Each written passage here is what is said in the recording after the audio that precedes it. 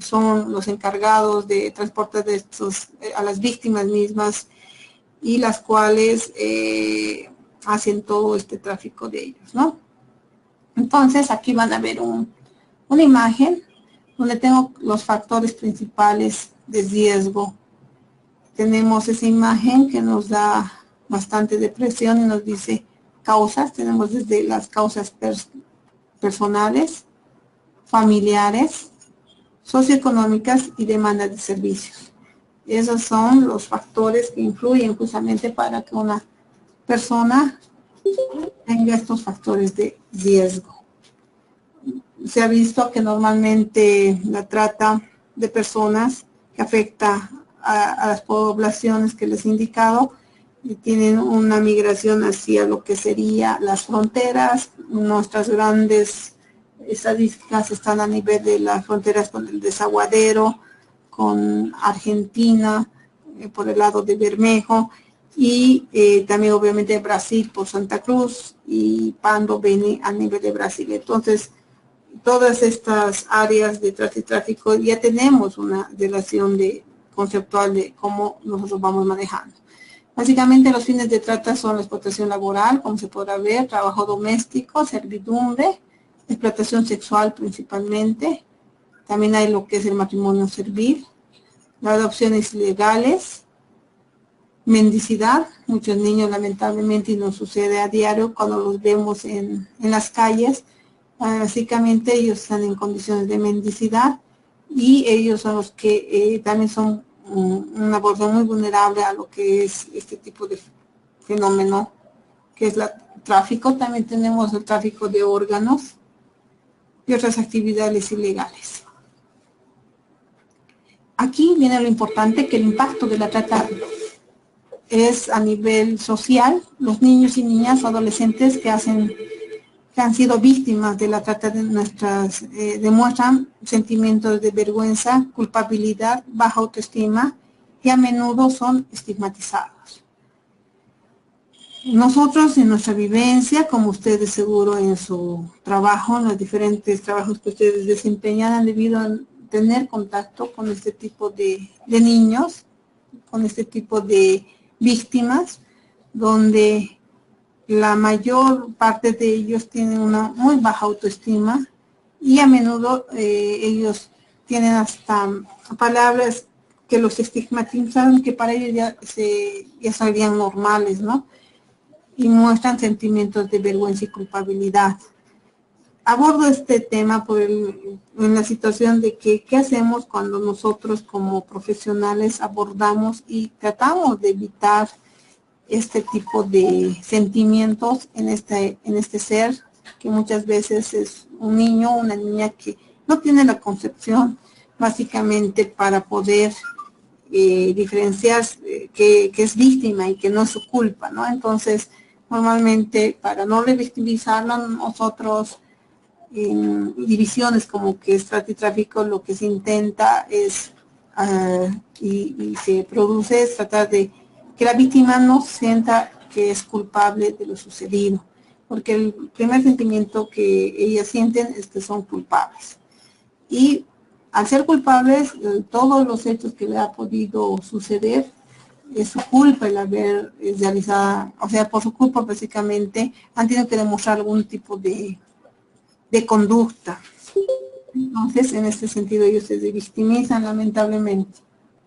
Me gustaría en este sentido que de repente tú, Marcelo, si me escuchas, dentro de la experiencia que tú tienes, me digas entre estas muestras de sentimientos que estoy definiendo entre lo que es vergüenza, culpa, bajo autoestima y ¿cuál de estos consideras que es la víctima tiene en mayor frecuencia? ¿Sí? ¿Cuál sería el que se notara más, digamos, en una víctima de estas características, ¿no? Que sea producto de esto.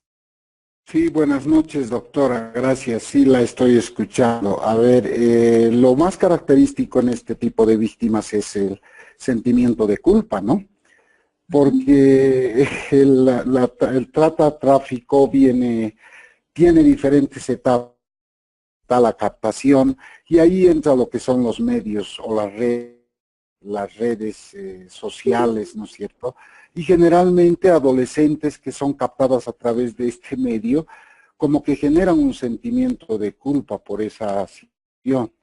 Y con ello, obviamente, viene la demás sintomatología, ¿no es cierto? A veces sentimiento de rabia, claro que baja tolerancia a resolver conflictos de manera estratégica, procesos de autovaloración.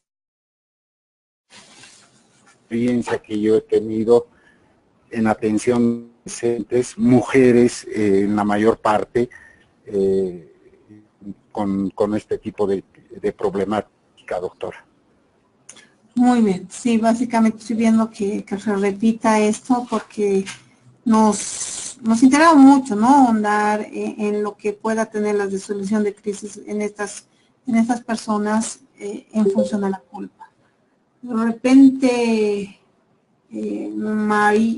Alberto o Mariana, si se podrán comunicar. Gustavo, buenas noches, ¿me escuchas claramente? Sí, doctora, lo escucho. Ahora me gusta también que tú participes, tú dentro de tu perspectiva, tu criterio, tu experiencia, en función a la misma pregunta de que cuál tú crees que es el sentimiento más usual entre lo que sería la vergüenza, la culpa, o de repente otro que tú hayas podido descartar víctimas de esta naturaleza, ¿no? Porque estas son víctimas, yo diría, complejas por la forma misma en la cual las redes, las redes sociales, la TV, la prensa, etcétera, las presentamos de una forma muy, es complicada de repente hacer el abordaje con ellos, ¿no?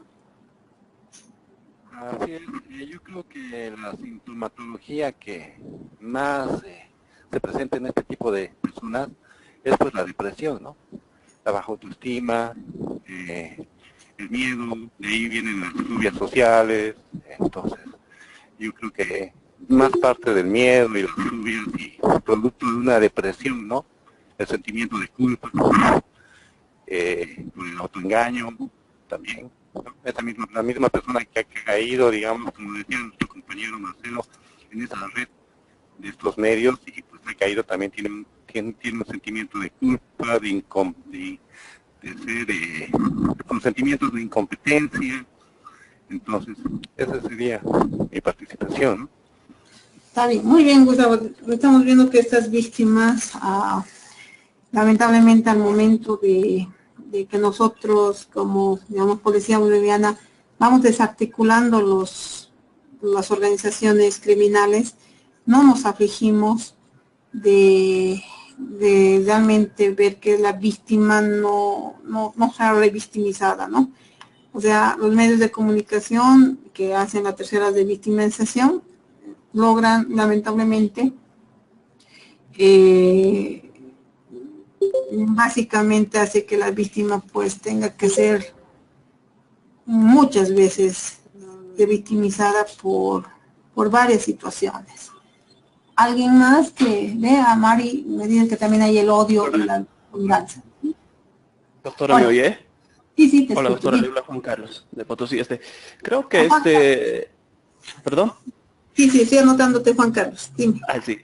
Creo que los sentimientos dependen o se expresan a partir de la edad también que tienen las víctimas. Hablamos de niños, adolescentes y jóvenes. Entonces, un niño no va a mostrar los mismos sentimientos que muestra una víctima de trata que tenga sus 17 años o sus 16 años, ¿verdad? Entonces, creo que habría que tomar en cuenta esa escala en cuanto a ver a la víctima qué tipo de sentimientos va a presentar frente al fenómeno que ha pasado. Esa es mi participación, profesora. Y dos, también llama la atención los datos estadísticos, es decir, de que cuántas denuncias de supuesta trata tiene actualmente la policía o el Ministerio Público. De esos, ¿cuántos son considerados realmente como trata? y se sigue de oficio. Y de esos, ¿cuántos ya está, de esos delitos, de esos procesos que se están siguiendo como trata, cuántos llegan a un final? Estadísticamente se sabe que desde que se ha implementado la ley contra la trata y tráfico de Bolivia, contra la trata y tráfico de personas en Bolivia, hasta la fecha aproximadamente son 7.3 casos que llegan hasta el final o con sentencia. Entonces, habría que ver también por qué se da ese fenómeno. Existen personas involucradas dentro de la policía, del Ministerio Público, de hartos círculos de poder del gobierno que están tras este fenómeno. Hola. Bueno, muy buenas noches. Es importante resaltar lo que el anterior compañero decía, que iba a depender de la edad. Niños de 4 años no va a asumir las consecuencias de un adolescente de 6, por ejemplo, ¿no? Para eso es muy importante mencionar que hay un sistema de identificación de patrones que ahí nos determina, ¿no? Que nos determina por edades, digamos, y el daño que va a ocasionarse, ¿no? Entonces también la relación o parentesco que va a tener con el agresor o con el que va a realizar el acto, ¿no? Entonces es muy importante recalcar lo que el compañero decía. Y algo también que se realiza y es la etiquetación, ¿no? Se los etiqueta, ¿no? A los niños que han sufrido o a las víctimas que han sufrido cierto tipo de delitos, se los etiqueta y eso también es una forma de... Sí, la verdad que hay que considerar en este acápite mucho la edad que básicamente nos define el tipo de comportamiento que ellos van a tener y la captación que tienen de su entorno. Muchas veces cuando se ha hecho rescates y yo he tenido pacientes producto de estos rescates, he visto de repente diferentes formas de expresión que ellos tienen en cuanto a lo que les ha sucedido. Y hoy en día, esto de la trata y tráfico que se difunde por las redes sociales es altamente lacerante, ¿no? Porque de repente cuando yo digo Dios mediante, uno no sabe si realmente sucede el hecho, porque se denuncia por los medios que tal persona se ha extraviado y después de repente mencionan ya que ha sido, que se ha encontrado, que ha vuelto a aparecer.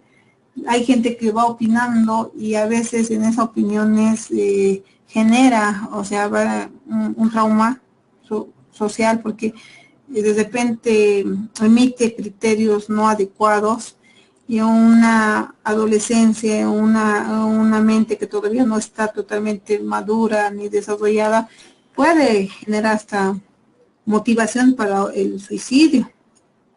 Hay gente que se autolesionan, se suicidan y ya hay conductas de depresión, de autoeliminación bastante importantes donde realmente a nosotros nos llaman la atención el poder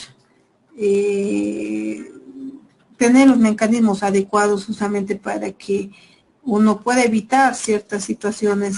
O sea, sabemos que tenemos una multitud de gente que necesita a veces enterarse de un hecho, pero no son las conductas, la conducta adecuada que debería ser. Como ustedes están viendo, también hablamos del impacto psicosocial que produce y vamos a ver que sufren efectos adversos en su desarrollo social y educativo. Obviamente sabemos que las personas alteran, ¿no? Básicamente la vida cotidiana que tenían y en niños se ve el bajo rendimiento educativo, que es un indicador justamente de una alteración que ellos podrían estar sufriendo. Muchos no tienen vida familiar, muchos de ellos prefieren aislarse y son obligados a trabajar a edades tempranas. O sea, básicamente nosotros, no es desconocido en nuestra sociedad la cantidad de niños que tenemos trabajando. Y cada uno va entablando cierto tipo de confianza con ellos, entonces a veces se ve involucrado en este tipo de hechos de trata y tráfico, ¿no? También podemos observar que básicamente si le dan acceso a apoyo a la escuela o a la familia, ellos básicamente están aislados, actividades sociales normales, y básicamente ellos no pueden desarrollar su potencial. Y esto es crucial para nosotros, ¿no? El poder desarrollar nuestros potenciales, y que lamentablemente por un tema de esta naturaleza se ve afectado. Generalmente estamos viendo que los patrones que buscan los que realizan la actividad de trata y tráfico, los tratantes, los agresores, básicamente buscan a víctimas de escasos recursos. Anuncian en periódico ofreciendo buenos empleos o sueldos que básicamente son engaños, ¿no? Utilizan agencias fraudulentas de empleos y viajes, concertación de matrimonios, la mantienen cautiva, o generalmente a la gente que sufre esto los mantienen cautivos, y es común el abuso sexual hacia las víctimas. Entonces estamos viendo víctimas que realmente tienen muy dañadas internamente, y que ese panorama no, lamentablemente las instituciones que trabajamos en la parte jurídica, tanto lo que sería la policía, poder judicial, alcaldías y fiscalía, no a veces tomamos en cuenta este tipo de hechos, donde es tremendamente, nos aflige, ¿no?, que sucedan de esta forma. Tenemos a veces noticias que realmente nos lastiman, y uno básicamente trata, ¿no?, de dar un buen rendimiento, una buena acogida, pero a veces lamentable, como muchos de ustedes van a coincidir conmigo, el sistema a veces no te lo permite. Por eso que es importante que nosotros podamos tener estrategias en función de esta área de la revictimización en las diferentes áreas. Si bien hay evaluaciones clínicas, pero también el producto del estrés postraumático, sabemos que la víctima está muy vulnerable, y dar, ¿no?, las connotaciones importantes que nosotros podemos realizar al momento de la intervención. Entonces ven aquí las etapas de la trata y tráfico de personas, donde vemos que hay una primera instancia que es la captación, luego el traslado, el transporte, la privación de libertad y al final la acogida. Generalmente las zonas y medios de captación, tenemos espacios públicos, donde básicamente vemos que puede haber terminales, calles, parques, campos deportivos, etcétera. Aquí, por ejemplo, se ha visto mucho en nuestro mapeo el tema de que, por ejemplo, en la Plaza Alonso de Mendoza, en la Dioseño, en la Ceja del Alto, se ha visto que ocurren estos hechos, y también en instituciones educativas, colegios, etcétera. Entonces, realmente hay varios lugares donde son captados las víctimas, que básicamente tienen en común el ser vulnerables. Entonces, es importante conocer la parte cognitiva de ellas para poder hacer justamente la intervención necesaria. Los medios de captación, también como habíamos visto, es el internet, o sea, los medios de prensa. Generalmente, como se están viendo, hay diferentes anuncios que tenemos, y que estos anuncios básicamente es el medio. Hoy en día han debido ver que la mayor captación es por el internet, y generalmente sucede en el momento del Face, ¿no?, donde uno a veces baja fotos, y a medida que el agresor, el captador, te va haciendo un seguimiento, él te da justamente esa importancia que una vez lo necesita, y ellas empiezan a caer en la red misma, ¿no? Y es la manera de captarlas hoy en día más fácilmente, se podría decir, mediante las redes sociales. ¿Alguno de ustedes que tengan alguna consideración a nivel de la importancia de la revictimización a nivel de las redes sociales? Sería importante el proceso de construcción de la víctima, ¿no?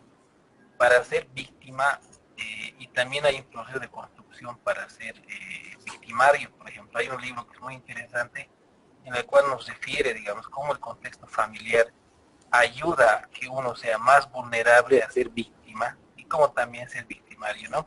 Entonces hay, por ejemplo, un niño que crece con una familia disfuncional, padres alcohólicos, bebedores frecuentes, que además de eso realizan violencia física con el niño, psicológica, negligencia y todo eso, es más vulnerable que un niño que crezca en una familia aparentemente funcional, ¿no? Entonces es muy importante también lo que respecto a las víctimas. Gracias. Gracias. Sí, es importante, justamente como tú decías, la concepción tenemos de la familia, ¿no? La familia que está sólida, de repente este niño tiene este soporte tanto familiar y psicológico para que justamente no sea que no se encamina a lo que sería, digamos, la agresión misma. Mientras hogares que no ofrecen esto son mucho más vulnerables para que repitan una conducta que ha sido aprendida desde papás. Buenas noches. Sí. Gustavo Muñiz. Doctora, yo pienso que la trata y tráfico solamente ha cambiado de nombre, porque antes era simplemente esclavitud, ¿no? Siempre ha habido esclavitud, de alguna u otra manera. El concepto de trata y tráfico es recién desde esta década, prácticamente, de la década pasada, desde 2 décadas. Pero en sí, la trata y tráfico, las personas que son vulnerables a caer, son las personas que tienen factores de riesgo, ¿no? Las que han nacido tienen dificultades económicas, su gran mayoría, o tienen como decía Renato, tiene una familia disfuncional, desestructurada, donde ahí habita el alcohol, el consumo de drogas, la promiscuidad, la prostitución y un montón de factores de riesgo, donde no hay un control sobre las niñas y los niños y las personas adolescentes que son propensos a caer, ¿no? En cualquier tipo de engaño, con personas que les ofrecen prácticamente mejores condiciones de vida o calidad de vida. Entonces ellos añoran con nuevos modelos que a través del internet o de las redes se van ampliando, y las personas sin ningún criterio pues llegan a caer en la influencia de estas personas que trafican, ¿no? Incluso en la trata y tráfico de órganos, trata y tráfico para el consumo de sustancias, para vender sustancias, para la prostitución. Entonces prácticamente es una esclavitud de ahora, con el nombre de trata y tráfico. Es la esclavitud del siglo XXI. Gracias, Gustavo. Sí, doctora. ¿Sí?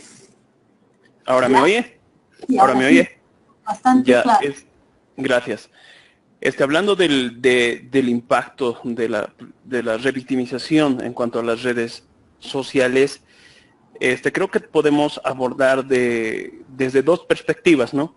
Una, que si bien se las revictimiza o se da este fenómeno de la revictimización para las víctimas en el sentido de que se trata el tema, a veces se dan nombres y apellidos, a veces se cuenta cuál ha sido el procedimiento de este ilícito, dónde la han captado, para qué la han captado, dónde la han encontrado o si la siguen buscando, está ahí el fenómeno de la revictimización.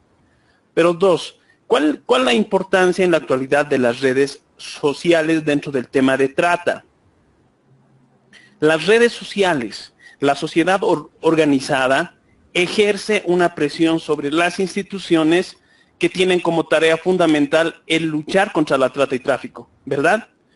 Entonces, sucede este fenómeno, tanto en La Paz, en Potosí, en Cochabamba. Si no existiera esta presión por las redes sociales, después de un hecho de trata que se está conociendo y se está haciendo viral, las autoridades no harían nada para resolver este tema.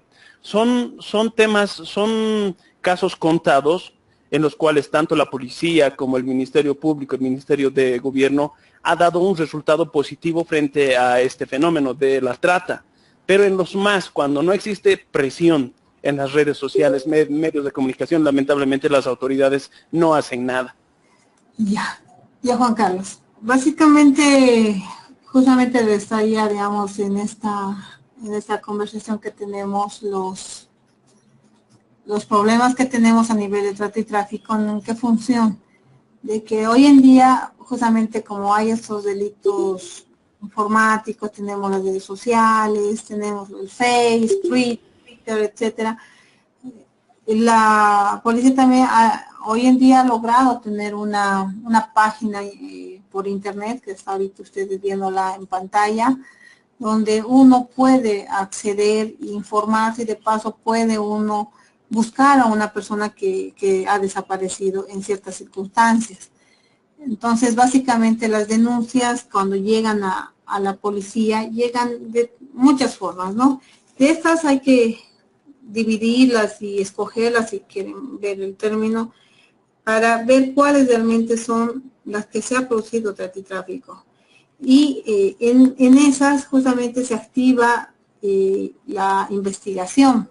La investigación básicamente cuando uno va a hacer una detención, etcétera, primero van, obviamente, por ser instituciones investigativas, la policía, que es la parte operativa, y la fiscalía, que básicamente va a hacer las órdenes para que se active este tipo de sistemas, van a realizar acciones que básicamente no tendrían que difundírselas en la prensa, porque básicamente se pierde la información, o sea, se la tergiversa, se la pierde, y sobre todo se pone en sobreaviso justamente a las personas que están involucradas.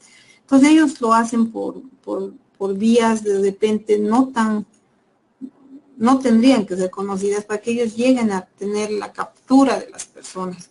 Tienes toda razón, en función de que la sociedad presiona, es que a veces no encontramos el límite, y también podemos ver que este límite, los agresores, los victimarios, etcétera, también están bien informados de los pasos que está haciendo la policía. Entonces, por ese mismo motivo, no tiene que salir, digamos, a la luz mucha información, las cuales se está teniendo oportunamente para hacer el seguimiento. Más bien en esto de las redes sociales tenemos justamente la posibilidad de hacer un rastreo y hacer lo debido en todo caso para poder hacer la aprehensión de los involucrados, ¿no? Entonces aquí tenemos las características de las personas en situación de trata. Entonces aquí vamos a ver un listado desde lo que es la tendencia al suicidio, cambios de identidad, forma de vestir y de habla. Todos vemos que obviamente encontramos cambios de conducta. Tenemos temor a la denuncia, porque justamente no queremos vivir, ¿no?, que todo el mundo nos esté preguntando sobre el hecho específico. No conocen la ciudad, o sea, la gente que viene por migración y tiene otro idioma, el idioma es una barrera realmente importante, donde ellos no pueden desplazarse para poder hacer una denuncia correcta, o sea, por lo menos saber dónde está. Después también tenemos desconfianza en las autoridades. Hay trata obviamente desde bebés, pero que aquí hay se ha visto, digamos, donde hay la mayor frecuencia, que sería de 10 a 30 años. Y eso no quiere decir que no haya tráfico en menores o en mayores de 30, pero ha sido la cifra que ha sido significativa en función de saber cuál es el grupo etario, digamos, más afectado. Obviamente hay consumo de drogas, alcohol. Hay prevalencia alta del contagio de VIH, ITS, SIDA. Después tenemos la parte de negar la situación de ser víctimas, ¿no?, esta parte de la negación. También tenemos el consumo de tiner, de alcohol. Normalmente estas víctimas tienden a estar con desnutrición. Luego también tenemos la apariencia, ¿no?, de niñas de 13 a 14 que tienen en años biológicos, aparentan de 18. Normalmente ellas reclutan a otras víctimas. Ellas son a veces las que también los agresores usan de ellas para captar a más víctimas. Generalmente ellas retornan con los tratantes por un factor social, en función emocional, porque a veces los que son los tratantes saben manejarlas justamente en sentido de darles la parte emocional, ¿no? De confianza, de seguridad, de repente con ellos y ganarse la confianza y hacer que ellas vayan reclutando a más niñas, en todo caso, si hablamos de niñas, llegan a tener una empatía con el tratante y básicamente, obviamente, vemos que ellas sufren una revictimización. Entonces, aquí hay un listado, como les digo, de aspectos que se ha tomado en cuenta de la población vulnerable en cuanto a, es una apreciación más genérica en varios ámbitos, ¿no? Que se considera. Aquí estamos viendo también. Perdón, doctora. En este análisis y presentación que nos está haciendo, me gustaría emitir un criterio de cómo yo veo este problema de trata y tráfico y revictimización. Claro, considero que es un problema estructural, doctora, ¿no? Claro. Estructural que tiene que ver con la persona como tal, más allá de que sea vulnerable o no, la persona como tal, que en realidad no está, digamos, preparada para integrar reglas y normas de convivencia que le posibiliten generar principios preventivos ante posibles riesgos, ¿no es cierto? Y en esto quiero hacer notar de que no siempre se va a dar esta problemática en personas vulnerables que devienen de familias estructuradas o mejor dicho, disfuncionales o desestructuradas. También se da en funcionales.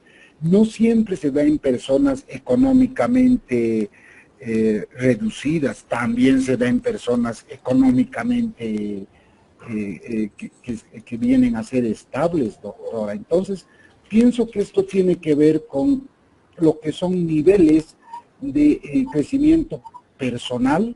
También está el familiar en el sentido de que a veces no se establecen niveles de convivencia saludables, ¿no es cierto?, donde los límites sean claros, donde haya negociación, donde haya consenso, donde se puedan establecer valores, donde la comunicación es casi nula y mucho más en esta época actual donde el Internet, pues, o el Internet, las redes sociales cubren gran parte de las actividades de las familias, llámese padres e hijos también, ¿no es cierto?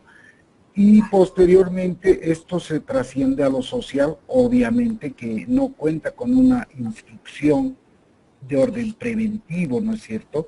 Más bien se alimenta el individualismo y no promueven factores colectivos de protección. Es decir, no hacemos redes en realidad de protección ante esta problemática.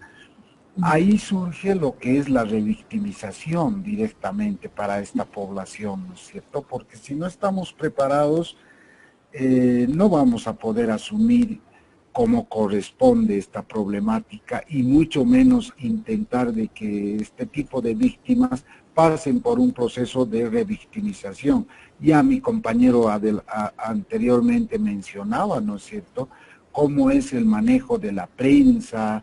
No creo que sea específicamente de la policía, pero de la prensa es sensacionalista en muchas oportunidades, ¿no es cierto?, que en su afán de visibilizarse como medio de comunicación de punta, pues hasta entorpecen el trabajo de la policía, ¿no es cierto? Entonces creo que es una problemática, como le decía anteriormente, doctora, que es estructural, ¿no? Gracias, doctor. Gracias, Marcelo, siempre son muy positivas tus intervenciones y más integrales. Si me permite, doctora, si me permite. Dime, Juan Carlos. Sobre lo que ha referido el compañero Marcelo. Hay que tener conciencia de que las instituciones que están llamadas a pelear contra este fenómeno y a cumplir la norma, además también caen en el hecho de revictimización. La policía, hablando estrictamente de la policía, dan con la víctima, o la víctima va a denunciar y esta, al hacer la denuncia, al contar lo que ha pasado, la policía, al tomar la denuncia, ya está haciendo mal.